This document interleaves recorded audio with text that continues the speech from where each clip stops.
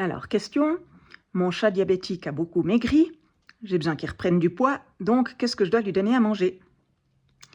Réponse, c'est pas la nourriture qui va faire reprendre du poids au chat diabétique. Le chat diabétique, il perd du poids parce que comme il manque d'insuline, et que l'insuline, ça aide à nourrir ses cellules, indirectement, je simplifie, eh bien un chat qui n'est pas régulé, dont le diabète n'est pas régulé, il va perdre du poids parce que il lui manque l'insuline pour faire rentrer le glucose dans ses cellules et les nourrir.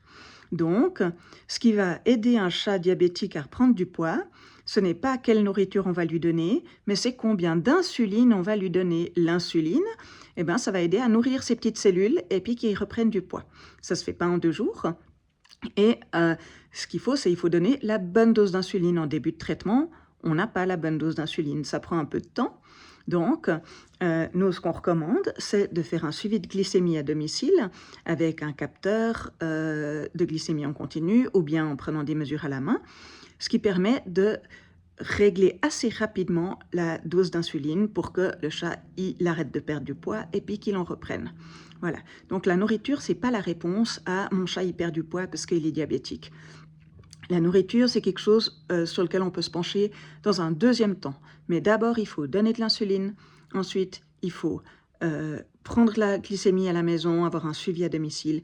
Et puis, seulement une fois ensuite, il faut ajuster la dose d'insuline en fonction de ça. Et seulement là, une fois qu'on commence à avoir une glycémie un peu correcte, s'il y a des problèmes de poids, on peut en reparler. Ou s'il y a d'autres raisons, on peut changer la nourriture. Si votre chat il est sous Senvelgo et qu'il continue à perdre du poids, eh ben c'est peut-être que Senvelgo n'est pas le traitement approprié. Parce que Senvelgo, il ne fait pas comme l'insuline, il aide pas le glucose à rentrer dans les cellules et les nourrir. Il limite juste un peu les dégâts secondaires infligés par le diabète sur l'organisme. Et puis, il donne une chance aux choses de se rétablir d'elles-mêmes, si on veut.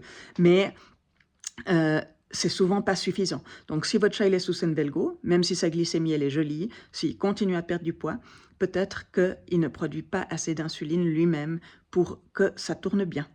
Voilà.